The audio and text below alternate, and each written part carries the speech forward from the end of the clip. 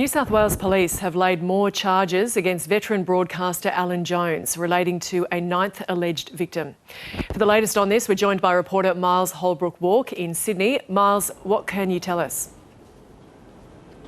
Well, Gemma, this is truly a developing story. Just yesterday, police leadership had flagged that they were speaking to many people as part of this investigation, and at one stage flagged that they did anticipate potentially other alleged victims to come forward. Now we know a ninth victim allegedly has been offended against by Alan Jones. These are two new charges on top of the 24 alleged charges brought against Alan Jones yesterday. That was at Day Street Police Station, right in the heart of Sydney CBD, where Alan Jones departed to a media scrum and arrived to a media scrum. Such is the interest in this case, not only because they're incredibly serious charges, but also because of his prominence within Australian public life and the influence in which he wielded on public policy, from local matters in Sydney, but also right onto national issues as well, and the way in which national figures would also seek his counsel and wisdom from time to time as well. So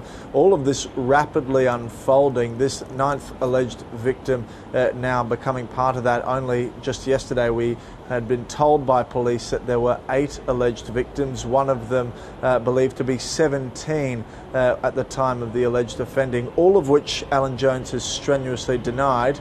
It's become a product of an 8-month investigation that started originally in March this year, but deals with alleged offending spanning all the way back to 2001, leading right up to 2019, Gemma.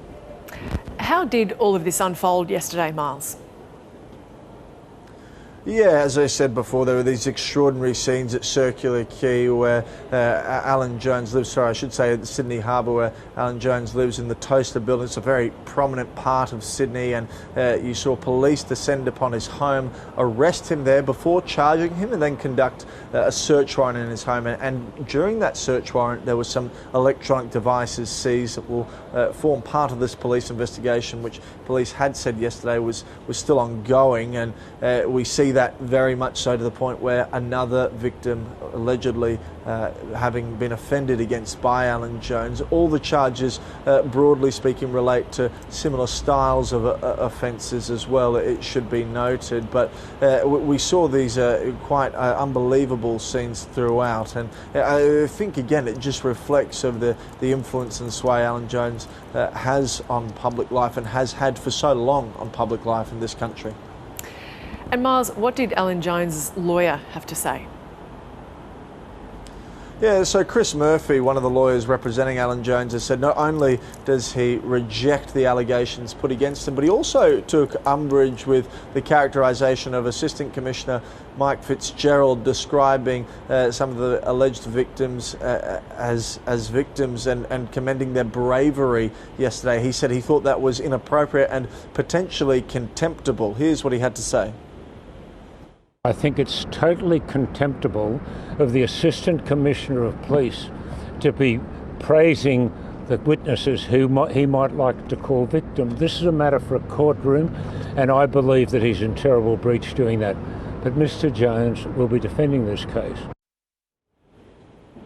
That's Chris Murphy there saying that Alan Jones strenuously denies wrongdoing and will be defending this case in court. He was granted bail yesterday with conditions. They regard to people he can contact and communicate with who may be part of this investigation, as well as limitations on his travel from within not just New South Wales but right across the country. There are restrictions that have been put in place for Alan Jones. This does come before the Downing Local Court in Sydney on December 18, and it is anticipated there will be significant public and media attention when the matter first comes before the courts.